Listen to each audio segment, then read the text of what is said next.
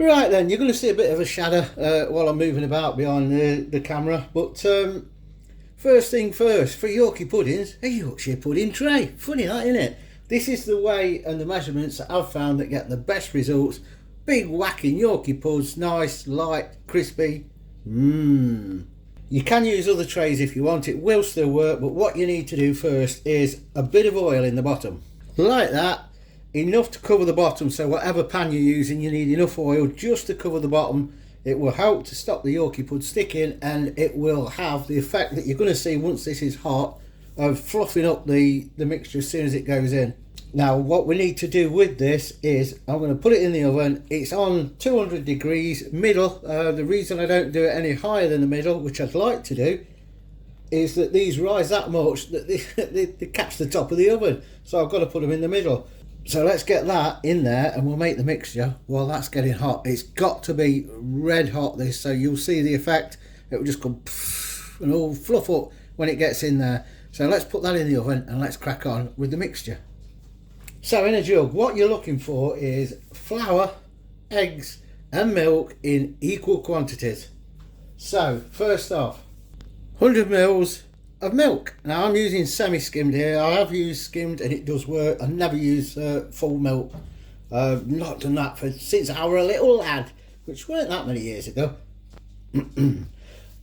To 100 mils of milk, we are going to add 2 eggs. Now these are medium stroke large, free range. Use whatever eggs you want, but if you get the medium to large, you will get approximately 100 mils again. So it ties in 100 mils of milk, 100 mils of egg. And then your flour. Now that is 70 grams plain flour, and your 70 grams will equate roughly to about 100 mils again. Then a bit of salt and a bit of pepper, and now we're going to mix it really well. You don't need to sift the flour. Mix it really well. You will find that once you start to mix, because this is a jug, it's going to stick the flour around the edge. So just get a spoon and scrape around. Make sure that you've got all the flour mixed up. Give it a real good mixing. So there we go. That's the consistency you're looking for. Sort of like double cream when you first open the carton before you've started whipping it or whatever you're doing with it.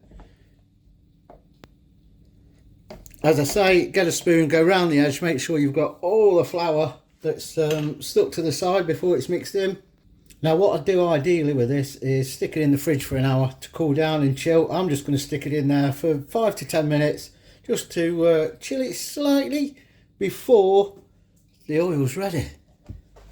Right, one quick whisk and we're ready to go. Hopefully this is going to sizzle. Sizzle! There it goes up, it's sizzling away. Needs to be red hot, the oil. It does cool quick once it comes out. Now that looks like a lot of oil, but don't worry, because it will rise above it. What we all should do with adversity, rise above it.